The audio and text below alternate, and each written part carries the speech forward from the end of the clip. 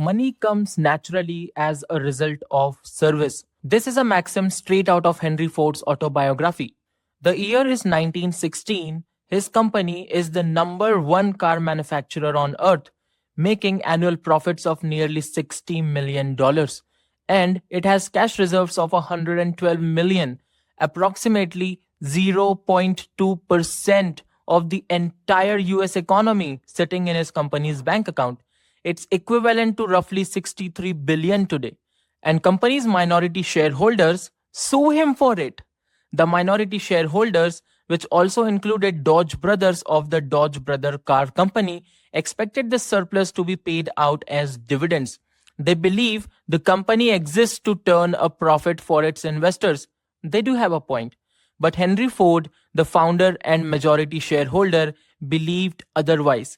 Instead of paying the shareholders, he announced he would do two things. One, lower the price of Model T, which is his best-selling car, almost 20%, despite soaring demand, so more Americans could afford it. His goal was to make the car accessible to everyone, not just to maximize the margin on each unit. And second, reinvest the money into building a massive new factory to expand production to lower costs. The Dodge brothers were furious. They sue him and argue that he's running the company as a charitable institution rather than a business, and that he has a legal duty to maximize profits for shareholders. They see this not as a cash reserve, but as an unspendable hoard of wealth that Ford was keeping hostage to fund his own social experiments. For context, just 2 years before this trial, Ford doubled the wage of his workers to $5 a day. During the trial, when asked about the purpose of his company, he didn't say to make money. This is what he said. I really want you to pay attention over here. This is what he said: to do as much as possible for everybody concerned, to make money and use it, give employment and send out the car where the people can use it, and incidentally, to make money. I'm going to take a pause right here. Think of the purpose in this one single statement. I'm going to read this out to you once again. To do as much as possible for everybody concerned, to make money and use it, give employment and send out the car where the people can use it, and incidentally to make money. But he lost in court and was ordered to pay $19 million in special dividends. Court sided with shareholder extraction. To give you a little context, this is 1916. It was the age of the robber barons, people who built wealth based on extraction from employees, markets, and even shareholders. Focus was extraction over service, but to Henry Ford, extraction was a finite game. You can only extract so much value before the customer or the employee dies or revolts. Service, however, is an infinite game. By constantly lowering prices and increasing quality, you expand the market and create more value for everyone. For employees, he doubled wages, standardized 40-hour work weeks, which is still the norm today. The Wall Street Journal called it an economic crime. Ford saw it as service. If his workers couldn't afford the car, they weren't truly served by the company. This move got him the best men in the auto industry, the best engineers, the best mechanics, increasing performance and profits.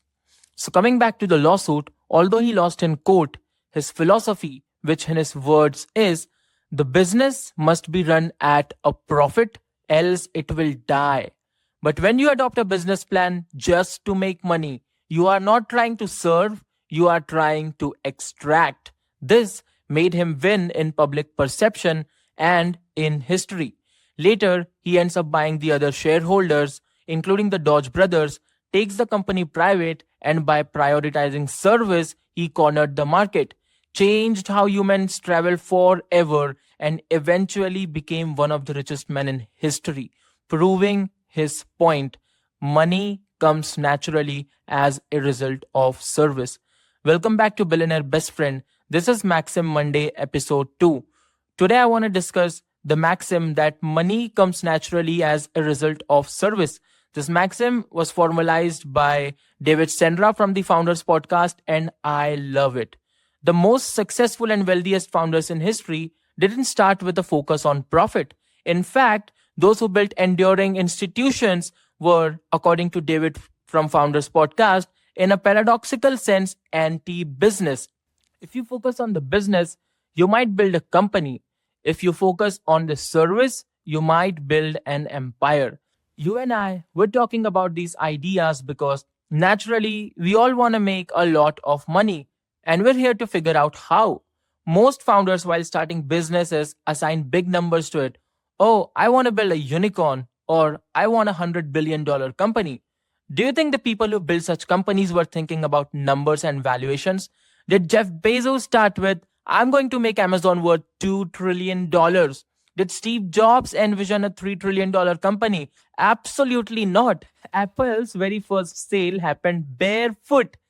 Back then, it wasn't even a full computer, just a bunch of parts assembled in a garage. And Steve Jobs made that sale without shoes. There's no way he was thinking about $3 trillion. So if this mindset is flawed, what's the correct one? Well, Henry Ford gave the answer. Identify a real problem people are facing, offer a solution to address it, and then scale that help to reach more individuals, particularly when the problem affects large number of people. The broader the issue, the greater the potential impact. Richard Branson, founder of the Virgin Group, who's worth $3 billion, tells it perfectly. What is a business? It's simply an idea that makes someone else's life better. Now the question is, what problem do we solve? Is every opportunity already taken? As students of history, we know that while history doesn't repeat itself, human nature absolutely does. People often believe all paths to wealth have already been taken and that no new opportunities remain. But that's a misconception. If business is all about improving someone else's life, then opportunities will always exist as long as human life exists. So let's go to Sweden. Daniel Ek and Martin Lorenzen are the co-founders of Spotify, the music app company worth more than $100 billion. Daniel Ek is the CEO, but Martin, who is 13 years his senior and like a mentor, taught him that the value of a company is the sum of all problems solved. I'm going to take a pause right there because I love this statement. So I'm going to repeat it to you. The value of a company is the sum of all problems solved. It is so profoundly deep. It's like a literal answer to the question that you and I have. That is, how do I build a valuable company? Spotify started with solving one problem, getting music easily on demand. But that created a new set of problems, paying artists fairly or helping users find new songs. As they solved those problems, new ones appeared and the process continued. The more problems they solved, the more Spotify grew. Because the value of a company is the sum of all problems solved. I'm sorry I repeated that statement 3 times, but I just love it. When you solve the problem of how do we get the music, you immediately inherit the problem of how do we pay the artist. If you solve that, you get how do we fight Apple. Success is not the absence of problems. It is the ability to solve bigger and better problems. Spotify was built on the opportunity to solve these problems. It reminds me exactly of what Henry Kaiser always said. So for those of you who don't know, Henry Kaiser was like the Elon Musk of his time. He founded over 100 companies and built the Hoover Dam, which was the tallest dam in the world at that time. And he said, problems are only opportunities in work clothes. You need opportunities for success. Look at problems and solve them because problems are opportunities in work clothes. This idea repeats over and over again in all the people that you and I study in a more intense tone Edwin Land, the mentor of Steve Jobs and founder of Polaroid, said, "Do not undertake a project unless it is manifestly important and nearly impossible. Don't do what anyone else can do, because that is where all the value is hiding, deep inside the problems that everyone else is too scared to solve." The major problem, Daniel X says, with money being the primary motive is that you will likely fail because you will quit when things get hard. There are two kinds of founders, according to him: the mercenaries who are money focused, who optimize for short term profits, and the missionaries who are mission focused.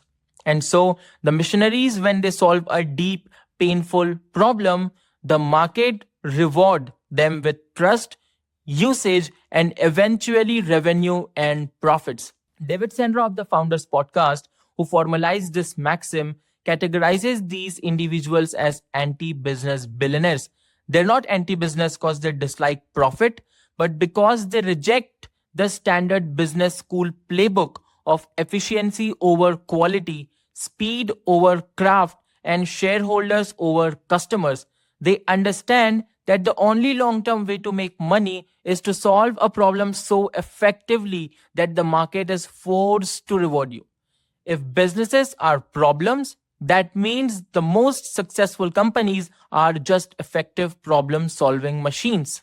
You solve a customer's pain, the customer gives you the money, which is simply his way of saying thank you for the service of removing that pain. Now I want to take you to the United Kingdom and we'll see the 5,127 prototypes of pain. James Dyson is the archetype of the anti-business billionaire. He's worth almost 20 billion today, but before that he faced 15 years of debt, litigation, and failure. And what carried him through this time was his stubbornness. He makes it a point to tell us that I am celebrating only my stubbornness. So it's the late 1970s. Dyson was vacuuming his home with a top-of-the-line Hoover vacuum cleaner. It lost suction. He realized the bag was clogging with dust. So he opens it and tries to fix it, then does this thing again, only to find out that all of this clogging was intentional. The machine was designed to fail so that the company could sell replacement bags, a market worth hundreds of millions. You sell the vacuum cheap and you sell the bags forever. It's an extraction model. To James Dyson, it is a disservice to the customer. Dyson decides to solve this problem using new technology called cyclonic separation. So he spent 15 years in a carriage house building prototype after prototype. 5,127 prototypes which didn't work. Can you imagine that? If he had been doing this for money, he would have quit at number 50. You would endure that only if you are obsessed with the service, with solving the pain.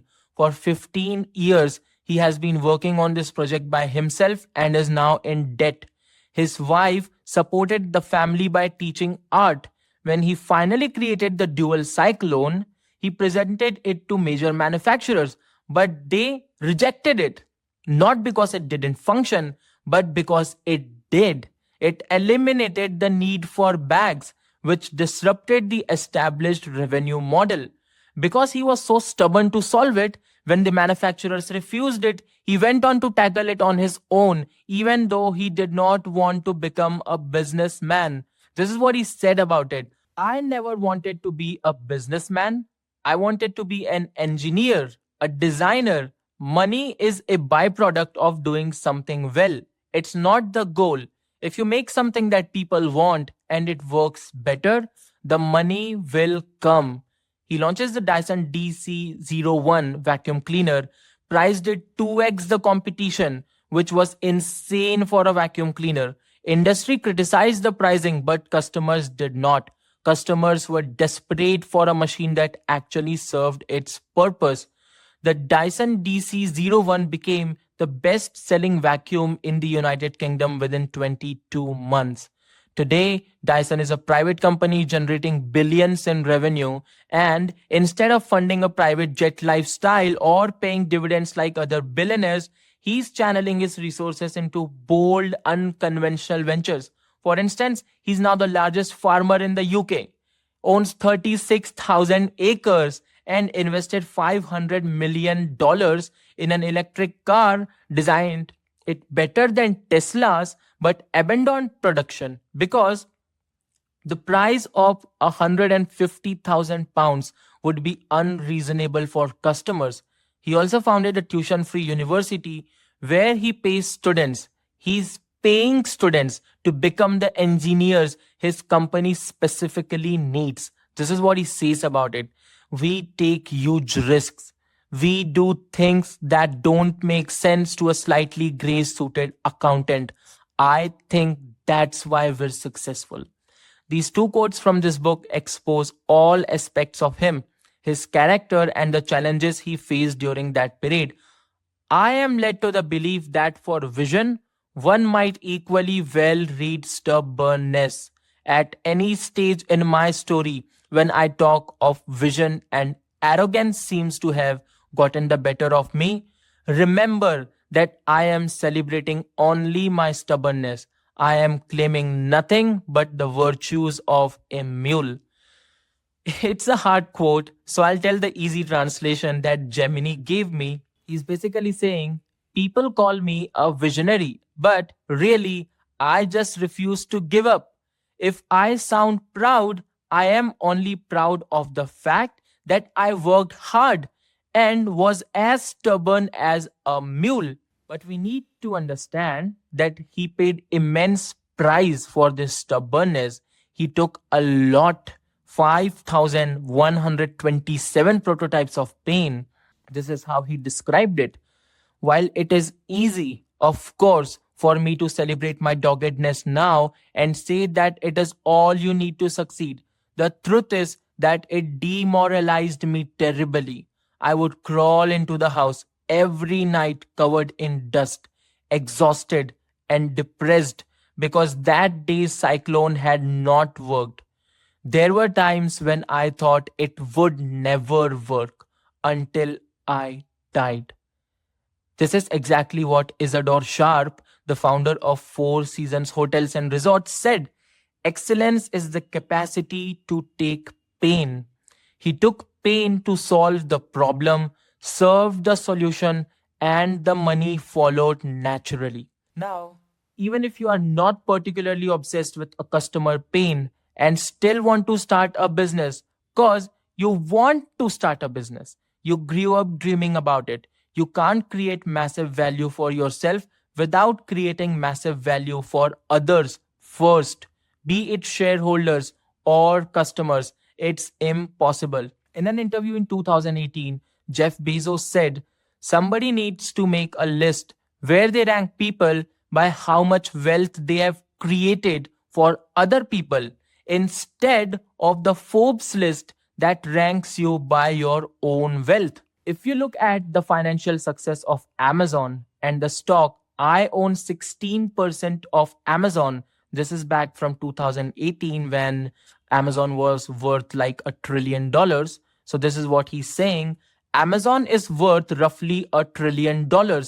That means that what we have built over 20 years, we have built $840 billion of wealth for other people. But Jeff's primary motive to start Amazon was not to solve a particular customer problem. He started a business because he wanted to. He was already a rich employee at a big hedge fund, but wanted to start something of his own. I came across the fact that web usage was growing at 2300% per year. I'd never seen or heard of anything that grew that fast, and the idea of building an online bookstore with millions of titles, something that simply couldn't exist in the physical world, was very exciting to me. On leaving his comfortable job and jumping on unknown territory of 1994 internet, back when people did not even knew what internet was, let alone understand. This is what he said. I knew that when I was 80, I was not going to regret having tried this. I was not going to regret trying to participate in this thing called the internet that I thought was going to be a really big deal. I knew that if I failed, and this is my favorite part of him, I had this as my mobile wallpaper for almost 5 years. I knew that if I failed, I wouldn't regret that. But I knew the one thing I might regret is not ever having tried. Lovely statement. So, Jeff basically started as a cold blooded mercenary chasing a 2300% growth statistic. But he realized instantly that on the internet you cannot hide. So, the only way to capture that mercenary wealth was to execute with the fanatical customer obsession of a missionary. In order to grow his business, he basically invented a magic button. Think about it. He basically invented a magic button which you press and almost anything you want gets home delivered in 2 days. Why won't the market reward this guy with $200 billion? He introduced the Amazon flywheel where low prices lead to higher sales volume, which leads to more negotiating power with suppliers, which results in even lower prices, creating a self reinforcing cycle that keeps growing. And then, instead of taking the savings as dividends, Amazon reinvests the savings to further lower prices. This is exactly what Henry Ford was doing more than 100 years back. So Jeff, he provides highly valuable service first. Net worth comes to him later as its lagging indicator. Amazon Web Services, which gives high margin operating income to Amazon, which as a standalone company would be worth more than Amazon retail itself, it is a lagging indicator of democratizing supercomputing power. It shifted heavy capex to manageable opex for startups, solving a major bottleneck. Effectively, Amazon Web Services created wealth for millions of startups. It includes Airbnb, Uber, Slack, Travis Kalanick, Brian Chesky. You gotta thank Jeff for Amazon Web Services. Amazon Prime, which gives recurring revenue to Amazon, which is multiple times more valuable than regular revenue. It is a lagging indicator of providing time savings, convenience, entertainment, and utility to the customer. The lesson is very simple. Even if you are in the game for financial reasons, you need to tattoo this that financial accumulation is a lagging indicator of service rendered. You must selflessly give first in order to receive selfishly later. Or as Matthew McConaughey, I don't know if I am pronouncing it correctly, but this is a famous actor from Hollywood. He said, be selfless for selfish reasons. So I was listening to this speech on multidisciplinary thinking by Peter Kaufman. He's the editor of one of my favorite books, Poor Charlie's Almanac, and he's saying that the most selfish thing you can do is to be selfless. He's explaining this using metaphor of a dog. A dog is universally loved and fed because it is selfless. It gives 100% devotion and love to its owner. So if you want to be successful, which is a selfish goal, you should go first in being kind, generous, and honest, which are selfless actions, because the world will reciprocate 10 times over. Here's something related and fascinating that Benjamin Graham, who was Warren Buffett's teacher, said, if rascals knew the value of honesty, they would be honest from sheer rascality. So Charlie Munger, Monish Pabrai, who are these wildly successful investors, they repeat this thing over and over again. Honesty isn't just a moral duty, it is a commercial necessity. In the long run, goodwill and trust compounds and make significantly more money than being dishonest. Because people, they want to do business with you only if they trust you. And you cannot loot someone once, then find some another and continue doing this cause your reputation precedes you in business and even more in life. On this note of trust, I want to take you from the glitzy glass offices of Amazon to the humble village of Mathalamparai in Tamil Nadu. Sridhar Vembu embodies the exact thing that Charlie Munger and Benjamin Franklin were talking about: honesty as a competitive advantage. He's not building a software company, he's building a fortress of earned trust through service. This is how he describes it. I don't want to do anything that will make my own mother uncomfortable. What a statement. It's a very beautiful one. His company, Zoho, makes $1 billion plus in revenue with almost 400 million in profit and has never raised single dollar of investor money. It competes with Salesforce and Google with its de facto headquarters located in a village.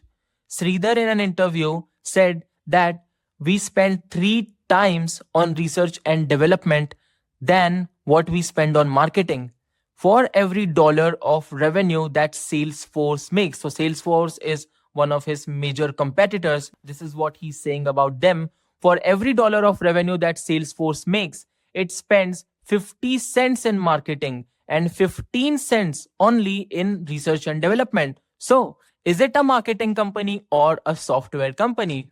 I love that. And then he's saying, I'd rather give away $50 worth of software free to customers than pay $50 to an ad platform. He calls the extra money that Salesforce customers pay them as marketing tax, money the customer pays just to be sold to. This is anti-business in the SaaS world, where growth at all costs is the mantra. Vembu serves the product first because to him, a superior tool at a lower price is the ultimate service.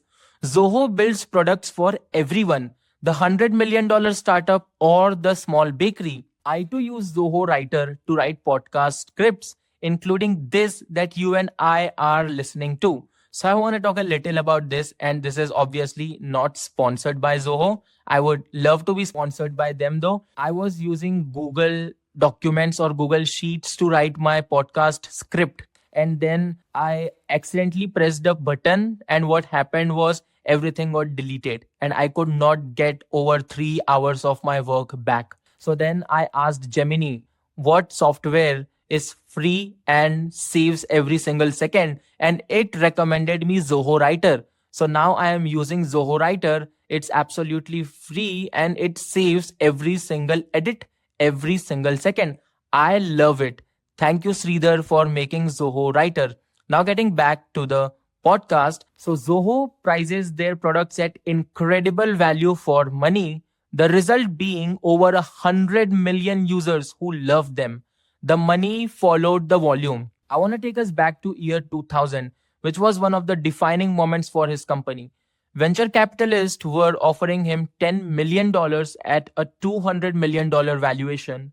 He rejected VC money because he believed and valued his freedom, but also because this is what he said about it: for a VC, a company is a financial instrument. For me, it is a social institution. I want to take a pause right there. Sridhar is taking this maxim way further. He talks about practicing non-duality, which means to him, his corporate interests are not separate from society's interests. He calls it spiritual capitalism. We saw earlier how James Dyson built a tuition-free university where he pays students to become the exact engineers his company needs. Sridhar took it even further by starting Zoho Schools. This is what he said about it. I believe talent is universal, but opportunity is not. So basically, he's going to rural villages and hire 17-year-old high school grads whose parents are daily wage laborers, kids who are going to be wall painters or construction workers, and he's giving them 10,000 rupees per month as stipend to learn to code.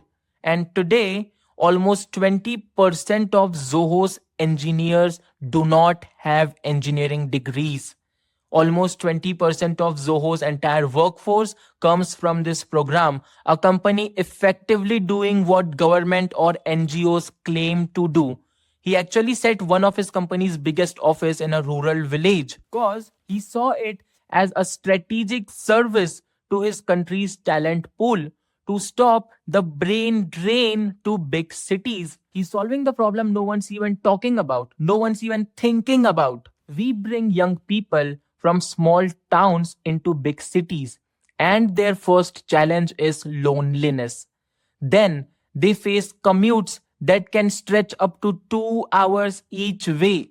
You are throwing people into a very big pressure cooker, and very tragically, some people break, other people are broken. He's solving work life integration for thousands of his employees working in his company. A huge financial advantage of this is that it lowers Zoho's cost structure, which he passes on to his customers as low costs and revitalizes the local economy by serving the community. The most interesting thing is how he views privacy for customers. He categorizes privacy into three cases, and this actually is the best thing that I've read about him. Number one is the secret lover. So this is for private communications. Two individuals or a business and its client, if they want to communicate privately, things like trade secrets, personal affairs, or sensitive financial data, Zoho serves this by ensuring absolute encryption, like a faithful messenger who refuses to open the envelope. The second point is refusal to use data to sell ads. If I am your doctor and I sell your medical history to a pharmaceutical company to target you with ads, I lose my license. Why do we allow Google and Facebook to do exactly that? We believe that the relationship between a business and a customer should be a fiduciary one. When you pay us, we work for you. If we sell your data, we are no longer working for you, we are working for the advertiser. That is a violation of trust. This is what he calls surveillance capitalism and rejects it completely. The third and most fascinating one is the secret rebel. He promises you to protect against the advertisers, but not against the government.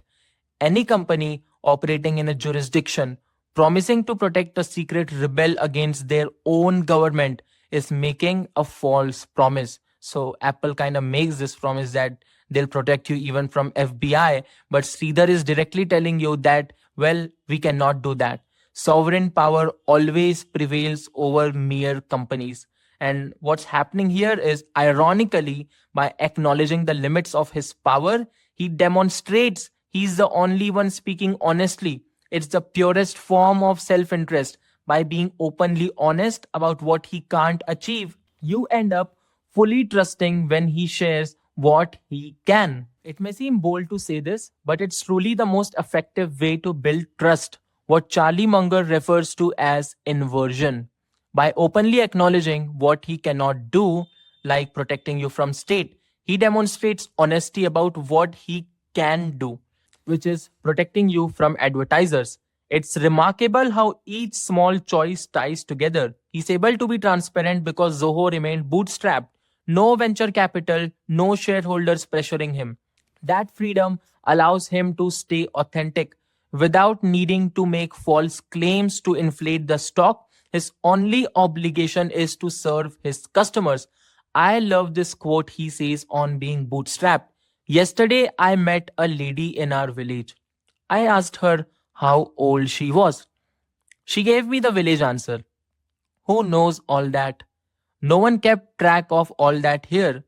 I nodded in agreement because that is how bootstrapped companies often are too. He said something which beautifully describes today's maxim. I don't look at the stock price or valuation. We are building capabilities. If you build capabilities, value follows. If you chase value, you lose capabilities. This is the most beautiful part of today's episode, and I really want you to listen to this closely. Sridhar is the most extreme example of this principle, this maxim that money comes naturally as a result of service, and he's using the four purusharth of Hindu dharma to explain it, the four aims of Hindu life: dharma, arth, kam, and moksha. Translated loosely, the four aims of Hindu life: duty, wealth, desire, and liberation. He says that modern capitalism has tragically inverted the ancient hierarchy by prioritizing wealth and desire over duty, transforming profit from a mere survival tool like oxygen. So he compares profit to oxygen. So transforming profit from a mere survival tool into a toxic obsession that erodes community roots. According to him, profit is like oxygen. You need it to survive, but that's not the reason you live. He seeks to write this balance using business as a vehicle to serve dharma by nourishing local ecosystems rather than extracting from them, treating wealth only as fuel, and ultimately aspiring towards liberation by detaching from the ego of the rat race to focus on work as selfless service. I absolutely love this man. But now I want to take you to 1997, America. Steve Jobs returns to Apple as interim CEO. The company has only 90 days of cash remaining. It had lost $1 billion in the previous year, and the stock is trading at historic lows. Shareholders want to liquidate it and get their cash back. Jobs conducts a deep audit of the company and finds that Apple had drifted from serving people to serving shareholders. The product roadmap was cluttered with dozens of variations of the Macintosh: the Performa, the Quadra, the three versions of PowerBook. The products, each one of them, were compromised, confusing, and mediocre. In a famous meeting, I love this part, Jobs asked the product team, "Which one do I tell my friends to buy?" And they couldn't give him a simple answer. A traditional MBA turnaround artist would cut operational costs, squeeze suppliers, and launch more low cost products just to capture market share, taking a money first approach. Steve took the anti business service first approach, paradoxically shrinking the business to save it. We are going to make four products. That's it.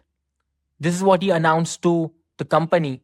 This was considered insanity by financial analysts. How can you increase revenue by reducing the number of items you sell? Revenue actually dropped by over $1 billion from 7.1 billion in previous year to 5.9 billion. Yet the company swung from $1 billion loss to a $309 million profit by stopping the sale of crap, which in our maxim is like the service of removing bad products from the world. Apple reduced its costs and inventory bloat. The iMac, which they released, which was simple, internet ready, and beautiful, sold like crazy. They sold fewer total units than the previous lineup, but they sold them at full margin with zero confusion. The market rewarded the quality of the revenue, not just the quantity. By focusing the company's full talent on just four products, he gave the world insanely great products. Someone whose primary motive was just money, not service or product obsession, would never have been able to do it. I recommend you see this documentary from 1996. It's called Triumph of the Nerds. Steve is saying something that perfectly encapsulates this. I was worth about over $1 million when I was 23, over $10 million when I was 24, and over $100 million when I was 25. And it wasn't that important because I never did it for the money. Being the richest man in the cemetery doesn't matter to me. Going to bed at night saying, "We've done something wonderful," that's what matters to me. After he was ousted from Apple and John Scully became CEO, Steve felt that Apple, like many other companies, started suffering from Scully disease. To give you a little context, John Scully was the ex CEO of Pepsi and he was a marketing guy. So Steve brought him to lead marketing in Apple, and later on, Scully played a role in ousting Steve as the CEO. Steve named this phenomenon happening where marketing people overtook product guys as Scully disease. And Steve's version was Apple was different. This is what he said about it. My passion has been to build an enduring company where people were motivated to make great products. Everything else was secondary. Sure, it was great to make a profit because that was what allowed you to make great products. But the products were the motivation, not the profits. Great net worth is simply a result of providing valuable services to fellow human beings. In the context of capitalism, this maxim effectively says that great service leads to high trust, which further leads to high brand equity. Think about Apple, think about Dyson. This high brand equity leads to pricing power, which gives high margins. And this gives massive cash flow and durability. The maxim money comes naturally as a result of service also contains a hidden warning. If you aim for the money, you will miss the service. If you focus on the score, which is money, rather than the game, which is service, you'll build a fragile enterprise that may generate short term cash but rarely survive the tests or time of crisis. Conversely, Steve Jobs, Henry Ford, Sridhar Vembu, those who obsessed over the quality of the service, often to the detriment of short term profit, build anti fragile generational institutions.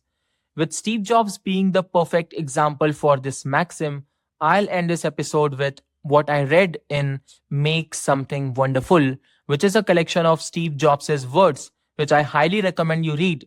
It reframes capitalism from extraction to not duty, but something far more beautiful, far more wonderful gratitude. We eat food that we didn't raise.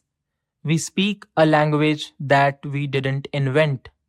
We are the beneficiaries of the work of the rest of the human race. And the only way to express appreciation to the rest of the human species is to make something wonderful and put it out there.